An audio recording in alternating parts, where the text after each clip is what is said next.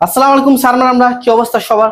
আশা করি সবাই ভালো আছেন। তো আজকে আমরা একটি মাত্র ক্লাসে আপনাদের এইচএসসি সি প্রোগ্রামে যতগুলো ধারা সংক্রান্ত কোশ্চেন আছে, যতগুলো বোর্ড কোশ্চেন আছে, সবগুলো আমরা স্যার সমাধান করার চেষ্টা করবো স্যার। তো যারা মূলত স্যার সি প্রোগ্রাম বা প্রোগ্রামিং সম্পর্কে ধারণা রাখেন তারা চাইলে ভিডিওটা কন্টিনিউ করতে পারেন, এবং যারা স্যার কোনো ধারণা নেই তাদের বলবো স্যার আমাদের ডিসক্রিপশনে স্যার প্লেলিস্ট দেওয়া থাকবে, সেই প্লেলিস্ট দেখে স্যার আপনারা স্যার খুব সহজে স্যার এগুলো বেসিক যে জিনিসগুলো আছে সেগুলো স্যার আপনার ধারণা লাভ করতে পারবেন। তো এই ক্লাসটা করার পূর্বে যারা নতুন আছেন তাদের কর্তব্য স্যার বা তাদের দায়িত্ব স্যার ওই ক্লাসগুলো মানে আগের যে ক্লাসগুলো আছে সেগুলো করে আসা, এরপর স্যার এই ক্লাসটা অ্যাটেন্ড করা। আর যারা মোটামুটি স্যার প্রোগ্রামিং সম্পর্কে ধারণা রাখেন, অ্যালগরিদম ফ্লোচার্ট সম্পর্কে ধারণা রাখেন, তারা চাইলে সরাসরি এই ক্লাসটা কন্টিনিউ করতে পারেন স্যার।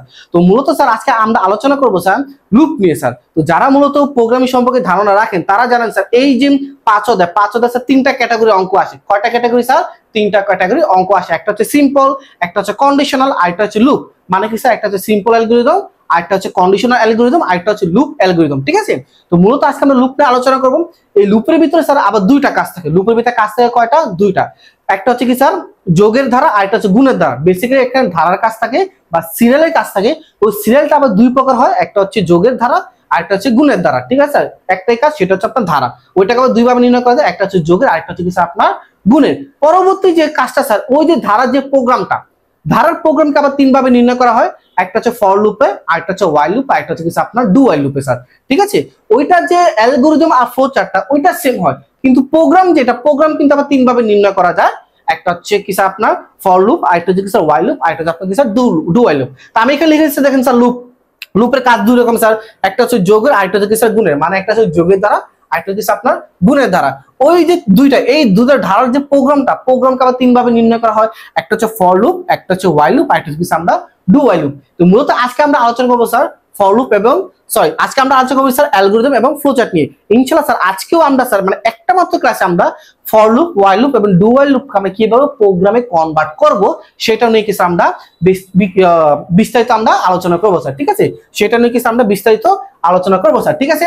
তো এখন স্যার একটা মাত্র ক্লাসে বোর্ড কোশ্চেন করা কিভাবে সম্ভব, তাও এতগুলা স্যার যারা মূলত অ্যানালাইজ করে আসছেন, যারা মূলত যাদের কাছে টেস্ট পেপার আছে বা যাদের কাছে বই আছে, তারা একটু পঞ্চম অধ্যায়ে গিয়ে দেখতে পারেন স্যার আপনাদের যে বইয়ে স্যার ম্যাক্সিমাম স্যার ধারা বা সিরিয়াল সম্পর্কে স্যার কোশ্চেন গুলো আসছে।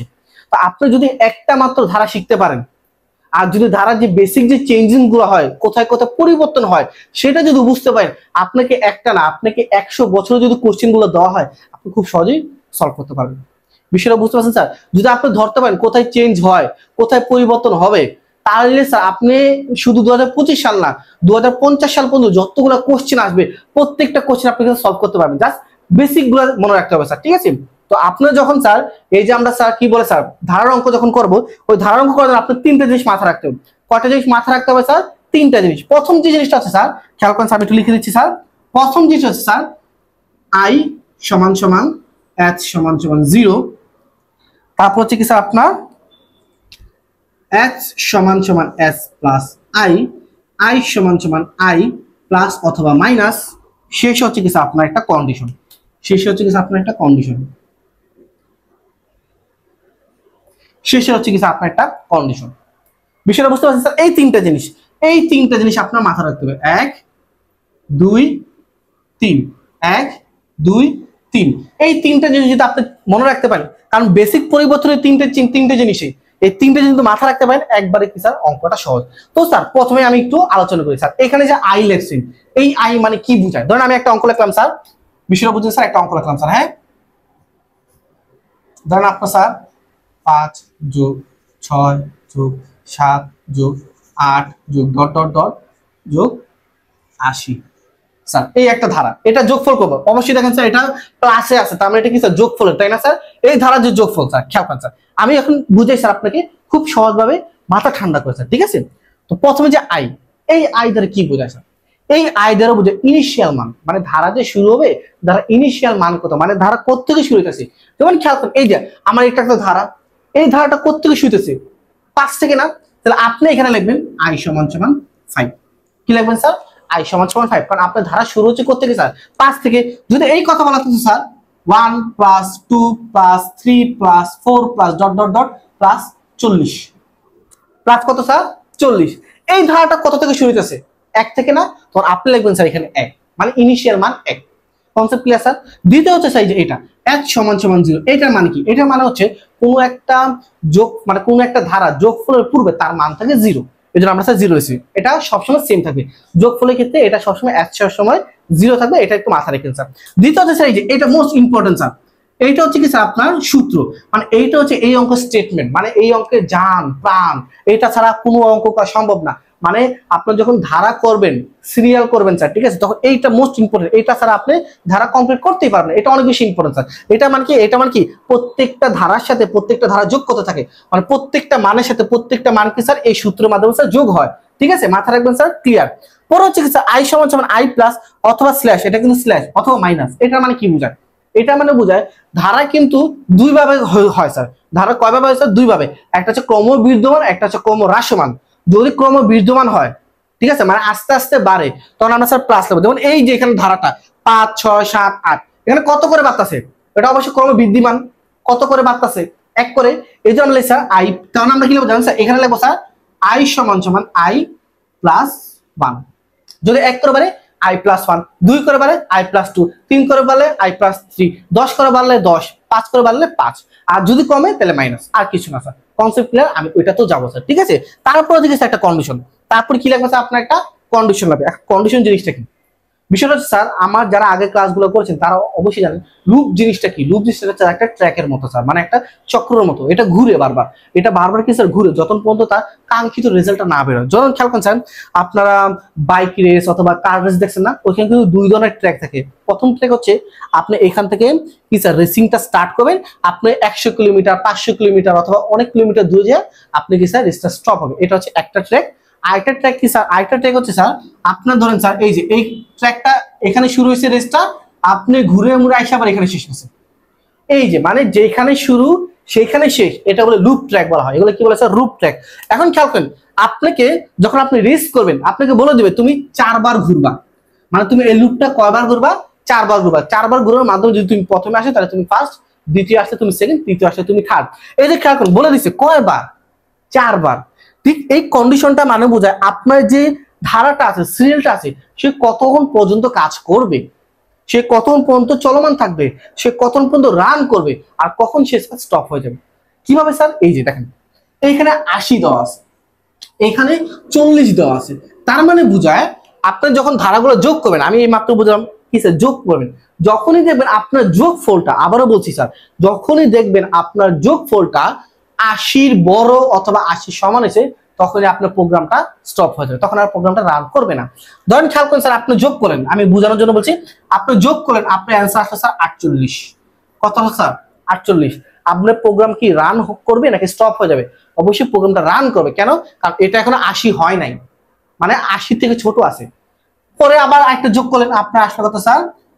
ধরেন স্যার, ধরেন আপনার স্যার কত স্যার? 58, 58।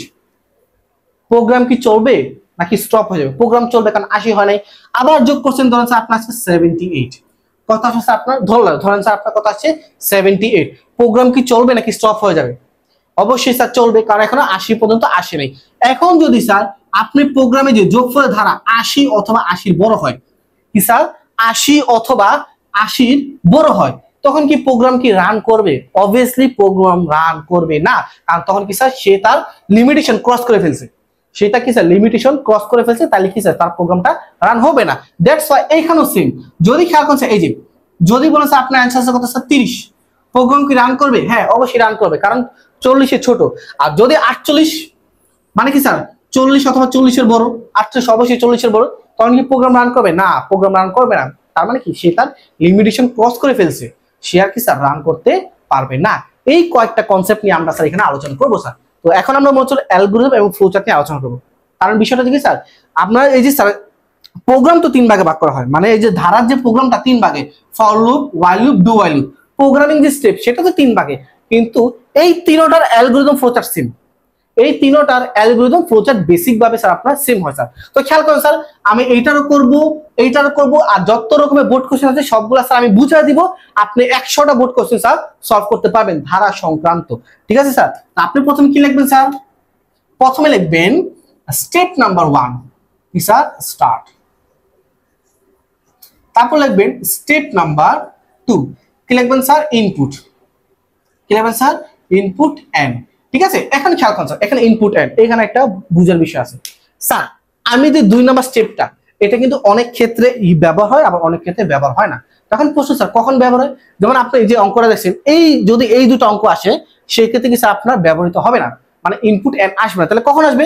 যদি এখানে 80-র পরিবর্তে স্যার 80-র পরিবর্তে স্যার এন দেওয়া থাকতো, কি থাকতো স্যার মানে এন মানে একটা মানে কোনো ধরনে আপনি যখন একটা ধরে নিতে পারবেন এন তম সংখ্যা স্যার। ঠিক আছে, তখন কি আপনি লিখবেন ইনপুট এন, তখন আপনি কি লিখতে পারবেন ইনপুট এন। তো যেহেতু আমার এই অঙ্কে ইনপুট দেওয়া নাই মানে কি স্যার লিমিটেশন বলেই দিছে, তার মানে সেক্ষেত্রে আমি ইনপুট এটা ধরবো না স্যার। ঠিক আছে, কারণ আমার ইনপুট দেওয়াই আছে 80, তো আমি এটা ইনপুট দিব না। তো সেই ক্ষেত্রে আমি চলে যাবো স্যার স্টেপ নাম্বার 2, চলে যাবো কি স্যার আমরা স্টেপ নাম্বার 2। এখন আমরা এই যে প্রথমটা কাজ করব, দ্বিতীয়টা, তারপরে স্যার কন্ডিশন তৃতীয়টা। তো আমরা লিখবো স্যার আই সমান সমান, এই আই দ্বারা কি বোঝায় স্যার? আমি বলছি এই আই দ্বারা বোঝায় ইনিশিয়াল মান, মানে ধারার প্রথম পদ। এই অঙ্কের ধারার প্রথম পদ কত? 5, এই যে 5 আর h সমান সমান আপনার স্যার 0। তারপর হচ্ছে কি স্যার স্টেপ নাম্বার 3, এই যে এইভাবে লিখবেন স্যার, সুন্দরভাবে সাজিয়ে দিচ্ছি স্যার।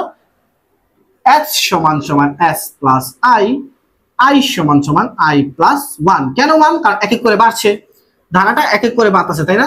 4 5 6 7 8। এবার তারপর স্টেপ নাম্বার 4, এখন দিবেন কি স্যার কন্ডিশন, এখন দিবেন কি স্যার আপনার কন্ডিশন। ঠিক আছে, কন্ডিশন কি বিষয়টা বুঝে স্যার? কন্ডিশন কি লিখবো স্যার আমরা? এই যে দেখেন, এই যে ধারাটা, এইগুলো হচ্ছে ধারার আই এর মান, এগুলো হচ্ছে ধারার কি স্যার আপনার আই এর মান। তো খেয়াল করেন এখানে কি আই এর মান বড় নাকি এই যে 80 বড়? অবশ্যই স্যার এখানে 80টা বড়।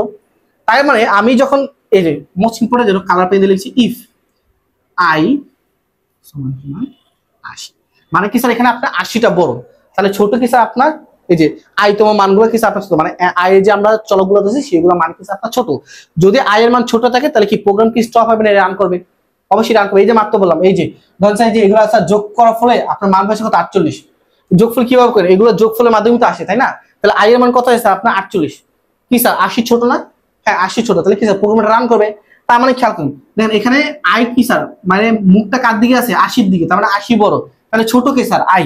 যদি এই কন্ডিশন সত্যি হয়, যদি এই কন্ডিশন, কারণ জানেন কন্ডিশনে কিন্তু উত্তর দুইটা হয় স্যার, একটা হচ্ছে ইয়েস আর একটা হচ্ছে নো।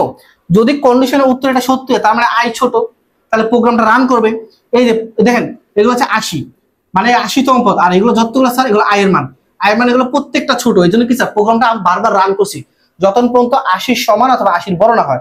এইটা হচ্ছে স্যার আমরা ম্যাথমেটিক্যাল টার্ম, 80 সমান অথবা 80 বড় না হয়। ঠিক আছে, তাহলে আমরা লিখব স্যার যদি সত্যি হয় তাহলে গো টু স্টেপ 4। কি স্যার গো টু স্টেপ 4। কেন স্টেপ 4? কারণ দেখেন আমি বলছি এই ধারার ক্ষেত্রে ধারার প্রাণ, ধারা স্যার আপনার স্যার মানে মেরুদণ্ড কোনটা স্যার? এই যে এটা সূত্রটা h সমান সমান s প্লাস i। তাহলে যখন ধারা মিথ্যা প্রমাণিত হবে মানে কি স্যার যখন ধারা আমার রান করতে হবে তাহলে আমি ঘুরে ফিরে এখানে আসতে হবে h সমান সমান s প্লাস i। এর জন্য s সমান সমান s প্লাস i কোন নাম্বার স্টেপ লেখা? 3 number. Sorry sir step number 4 না, তখন আমি কি স্যার স্টেপ নাম্বার 3। কি স্যার স্টেপ নাম্বার 3। তারপর যদি মিথ্যা হয় তাহলে যখন মিথ্যা হলে কি আপনার প্রোগ্রামটা স্টপ হয়ে যাবে? অবশ্যই সে তার ইনপুট দিয়ে তো স্টপ হবে, তাই না? সে তার ইনপুট দিয়ে দিবে স্যার, সরি স্যার সে তার আউটপুট দিয়ে তো স্টপ হবে, তাই না? তাহলে সে তার আউটপুট কি দিবে স্যার আপনার প্রিন্ট এস, কারণ আমরা যোগফল রাখবো সাম, মানে যে আমরা এটার মানটা রাখবো সাম মানে যোগফলের সমষ্টি, এটা অ্যান্সার। তারপর কি স্যার স্টেপ নাম্বার 5 আপনি কি স্যার স্টপ। স্টেপ নাম্বার 5 কি স্যার আপনার স্টপ। এটা হচ্ছে কি স্যার তার অ্যালগরিদম, এটা হচ্ছে কি স্যার আপনার অ্যালগরিদম। ঠিক আছে স্যার, এটা হচ্ছে কি স্যার আপনার অ্যালগরিদম। এখন যদি আমরা ফ্লোচার্ট নিয়ে আলোচনা করি স্যার, স্টার্ট। যারা ফ্লোচার্ট জানেন না তারা একটু ফ্লোচার্টের ক্লাস আছে কিন্তু কোন সিম্বল দ্বারা কি বোঝায়, তাই না স্যার? আচ্ছা, তারপর কি স্যার আপনার ইনপুট তো নাই, তাহলে এখানে যেহেতু ইনপুট নাই স্যার তাহলে আয়তক্ষেত্র গড়াবে স্যার। কি গড়াবে স্যার? আয়তক্ষেত্র। হ্যাঁ কি স্যার আই সমান সমান 5 আর h সমান সমান 0। তারপর হচ্ছে কি স্যার আপনার প্রসেসিং এর, এটাও প্রসেসিং এর গড় আই সমান সমান s প্লাস i, আই সমান সমান i প্লাস 1। তারপর হচ্ছে দেখেন স্যার আমি 1 নাম্বার স্টেপ লিখলাম, 2 নাম্বার স্টেপ লিখলাম, 3 নাম্বার স্টেপ লিখলাম, আর 4র্থ নাম্বার স্টেপে কি স্যার কন্ডিশন। যারা ক্লাসগুলো করেছেন তারা জানেন কন্ডিশনের চিহ্ন কি স্যার ডায়মন্ডের মতো। কিসের অর্থ আপনার ডায়মন্ডের মতো। ইফ কি স্যার আপনার 80, যদি কন্ডিশন সত্যি হয় ইয়েস তাহলে গো টু স্টেপ 3, যদি কন্ডিশন সত্যি হয় ইয়েস তাহলে গো টু স্টেপ 3, আর যদি মিথ্যা হয় নো তাহলে কি স্যার প্রিন্ট এস। নো হলে কি স্যার আপনার প্রিন্ট এস বা সাম লিখতে পারেন স্যার। তারপর কি স্যার আপনার স্টপ। এই হচ্ছে কি স্যার তার ফ্লোচার্ট স্যার। ঠিক আছে, এটা হচ্ছে কি স্যার ফ্লোচার্ট, খুব সহজ। স্টার্ট এই দুটার জন্য প্রসেসিং এর ঘর, এটাও কি স্যার প্রসেসিং এর ঘর। ইফ মানে কন্ডিশন, কন্ডিশন রাখলাম ডায়মন্ডের মতো। ইফ এর দুইটা উত্তর, একটা ইয়েস একটা নো। ইয়েস হলে গো টু স্টেপ 3, এই দেখেন 1 2 3 তে 3 পূর্বে আসবে, গো টু স্টেপ 3। আর নো হলে প্রিন্ট এস তারপর স্টপ। এই হচ্ছে কি স্যার আপনার অঙ্কটা স্যার। ঠিক আছে, এই অঙ্ক হচ্ছে কি স্যার আপনার অঙ্ক। এখন প্রশ্ন করতে পারেন স্যার ফাইন স্যার মাত্র একটা মাত্র অঙ্ক শিখলেন, বোর্ড কোশ্চেন প্রত্যেকটা সলভ করবে কিভাবে? হ্যাঁ, বোর্ড কোশ্চেন প্রত্যেকটা সলভ করবে কিভাবে? এই যে এইগুলো হচ্ছে বেসিক জিনিস, এইগুলো স্যার পরিবর্তন হয়। এগুলো হচ্ছে কি স্যার বেসিক জিনিস, এগুলো কি স্যার আপনার পরিবর্তন হয়। এখন যদি আমি যদি এই অঙ্কটার কথা চিন্তা করি স্যার, দেখেন এই অঙ্কটার ক্ষেত্রে স্যার এই অঙ্কটা ইনিশিয়াল মান কত স্যার? এই অঙ্কটা ইনিশিয়াল মান হচ্ছে স্যার 1, মানে ধারাটা শুরু হচ্ছে কত স্যার 1, আর আপনি এখানে কি লিখবেন স্যার 1 লিখবেন। কি লিখবেন স্যার 1। তারপর এই ধারাটা কত করে বাড়তেছে? অবশ্যই এক এক করে বাড়তেছে, এই জন্য আমরা এক এক করে লিখলাম। আর এই ধারা কখন যে শেষ হবে? 40। তা আপনি 80 জায়গায় কি লিখবেন স্যার? 80 জায়গায় লিখবেন স্যার আপনার 40। তো স্যার আপনার এখানেও সেম পরিবর্তন হবে স্যার 1, 80 জায়গায় কি হবে স্যার আপনার 40। অঙ্ক শেষ, অঙ্ক স্যার শেষ। দেখেন স্যার অঙ্ক শেষ, খুব সহজে স্যার অঙ্কটা শেষ করলাম স্যার। ঠিক আছে, এখন যদি আরেকটা অঙ্ক খেয়াল করেন স্যার, স্যার এত সহজ সহজ অঙ্ক আসবে পরীক্ষায়? আরে প্রোগ্রাম তো সহজ স্যার, কিন্তু আপনারা কোডিং করে ফেলছেন স্যার। ঠিক আছে, এখন যদি এই অঙ্ক আসে স্যার 3 + 6 + 9 +... n, এই অঙ্ক আসলো আপনার কাছে পরীক্ষা। এই অঙ্ক স্যার এটা কিভাবে করবো? হ্যাঁ, এটা যখন করবেন তো কিছু চেঞ্জ আসবে, কারণ দেখেন এখানে দেখেন ইনপুট দেওয়া আছে, মানে কি স্যার চলক দেওয়া আছে n তম পদ। কি দেওয়া আছে স্যার? n তম পদ। তাহলে এখানে কিছু অ্যাড হবে। এখানে n তম পদ ছিল না, এজন্য কিছু অ্যাড হয় নাই। তার মানে কি স্যার এখানে অ্যাড হবে জানেন? এখানে অ্যাড হবে, আমি রেড কার্ডে লিখছি স্যার, এখানে অ্যাড হবে স্টেপ নাম্বার 2 এ, স্টেপ নাম্বার 2 দিবেন ইনপুট n। কি দিবেন স্যার আপনার? স্টেপ নাম্বার 2 কি দিবেন? Input n। আর এই যে স্টেপ নাম্বার 2 তখন কিসে রূপান্তর হবে স্যার? তখন রূপান্তর হবে 3 তে, 3 রূপান্তর হবে কিসে স্যার? 4 এ, 4 রূপান্তর হবে কি স্যার আপনার 5 এ, 5 রূপান্তর হবে কি স্যার আপনার 6 এ। আর এখানে 3 এর পরিবর্তে নেবেন স্যার গো টু স্টেপ 4, কারণ এটা আসল সূত্র 4 নাম্বার। এই হচ্ছে স্যার দেখেন পরিবর্তন। তারপর হচ্ছে খেয়াল করুন স্যার, এটা ইনিশিয়াল মান কত, মানে শুরু হচ্ছে কত থেকে? 3 থেকে না? তখন আপনি এখানে 1 এর পরিবর্তন কি দিবেন স্যার? 1 এর পরিবর্তে আপনি 3 লিখবেন। আর কত করে বাড়তাছে? 3 করে বাড়তাছে। কত করে বাড়তাছে কুদ্দুসরা? 3 করে বাড়তাছে। 3 করে বাড়লে আপনি কি দিবেন স্যার? +3 লিখবেন। 3 করে বাড়লে কি স্যার? +3। আর কত পর্যন্ত স্যার? n তম পর্যন্ত। এই প্রোগ্রামের সীমা কত পর্যন্ত স্যার? দেখেন 40 থেকে n তম, অবশ্যই স্যার আপনার n তম। তখন আপনি এখানে লিখবেন কি স্যার আপনার n। তো এখানে পরিবর্তন হবে, এখানে স্যার কি স্যার 40 এর পরিবর্তে n হবে। আর এখানে +1 না 3 করে বাড়ছে, আর ইনিশিয়াল মানটাও চেঞ্জ হবে স্যার। ইনিশিয়াল মানটা কি স্যার আপনার চেঞ্জ হবে। কি স্যার কত স্যার?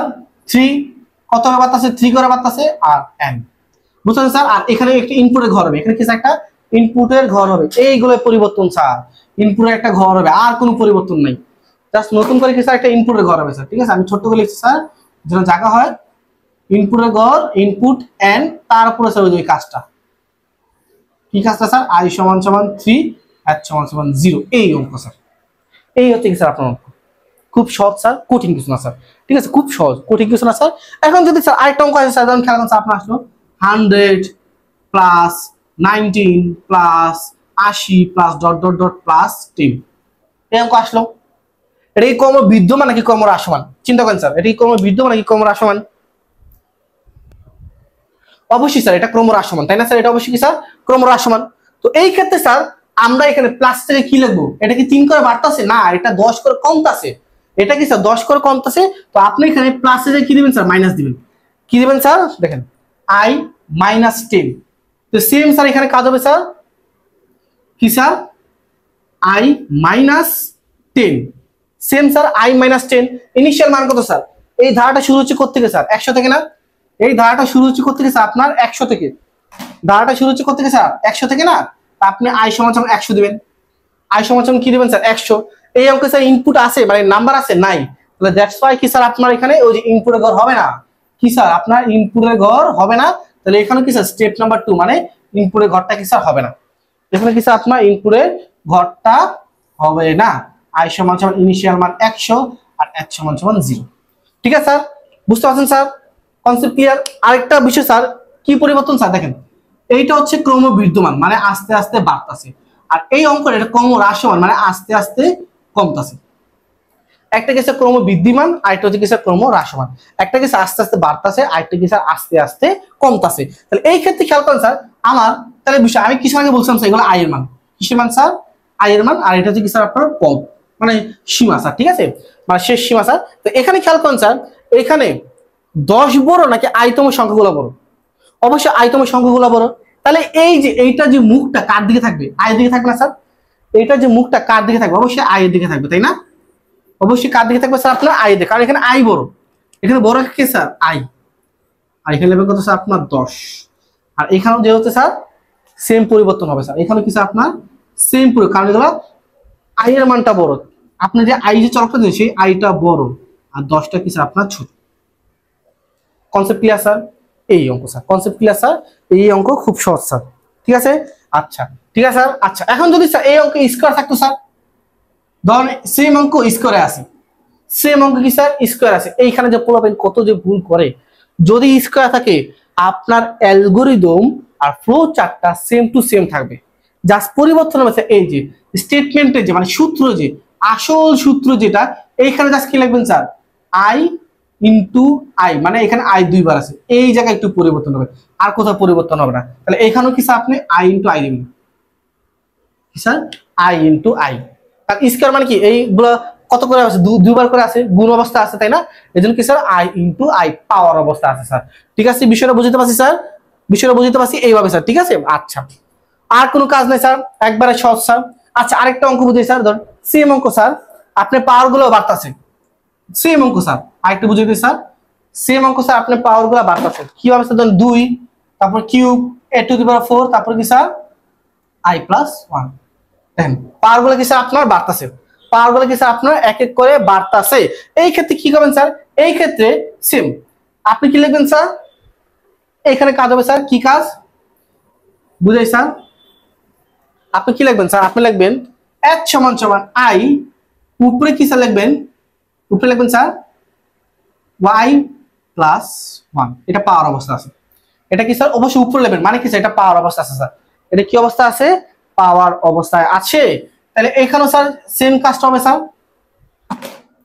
কি কাজটা স্যার? উপরে দিবেন i প্লাস 1, মানে পাওয়ারটা এক এক করে বাড়তেছে। বিষয়টা বুঝতে পারছেন স্যার? এইভাবে স্যার এখন Dhaka board, Comilla board, Rajshahi board আর যতগুলো বোর্ড আছে যদি এই সংক্রান্ত অঙ্কগুলো আসে, পারবেন না স্যার? যদি ধারা দিয়ে দেয় এইভাবে স্যার, ধরেন স্যার আপনার 9 plus 12 plus 15 plus dot dot dot plus n কত করে বাড়তেছে? 3 করে বাড়তেছে। সেম অঙ্ক ইনিশিয়াল মান কত স্যার? 9, তখন 9 দিবেন, কত করে বাড়তেছে? 3 করে। আর এখানে n, তার মানে n তম পদ বড়, তখন মুখটা স্যার ঘুরে n এর দিকে আসবে। এই স্যার আর কিছু না তো, ঠিক আছে। এখন বেসিক্যালি কোশ্চেনটা আছে স্যার 3 ভাবে, কোশ্চেনটা সরি স্যার কোশ্চেনটা আছে 2 ভাবে। আপনার ধারা দেওয়া থাকবে, বলবে এটা অ্যালগরিদম করো, ফ্লো চার্ট করো। ধারা দেওয়া থাকবে, বলবে এটা ফ্লো চার্ট করো অথবা প্রোগ্রাম করো। প্রোগ্রাম 3 ভাবে করা যায়, for loop, while loop, do while loop. অথবা আপনার প্রোগ্রাম দেওয়া থাকবে, হয়তোবা ফর লুপে দেওয়া থাকবে, হয়তোবা হোয়াইল লুপে দেওয়া, অথবা কি আপনার ডু হোয়াইল লুপে দেওয়া থাকবে। যদি ফর লুপে দেওয়া থাকে বলবে কি স্যার এটা হোয়াইল লুপে কনভার্ট করো অথবা ডু হোয়াইল লুপে কনভার্ট করো।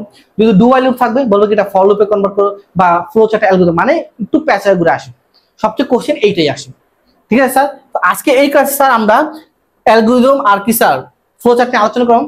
গত ক্লাসে স্যার মানে পরবর্তী ক্লাসে স্যার আমরা যে প্রোগ্রামটা আছে, প্রোগ্রামটা মানে যদি কত রকমের আসে, প্রত্যেকটা বোর্ড কিভাবে সহজে সমাধান করা যায় সেটা নিয়ে আমরা স্যার আলোচনা করবো স্যার। তো আজকে স্যার এই পর্যন্ত স্যার, ইনশাআল্লাহ নেক্সট ক্লাসে আমরা প্রোগ্রাম নিয়ে আলোচনা করবো স্যার, ঠিক আছে। যেভাবে আমরা স্যার বেসিক জিনিসগুলো বুঝাই দিচ্ছি ঠিক সেভাবে আমরা প্রোগ্রাম নিয়ে আপনাকে বুঝিয়ে দেবো স্যার, ঠিক আছে।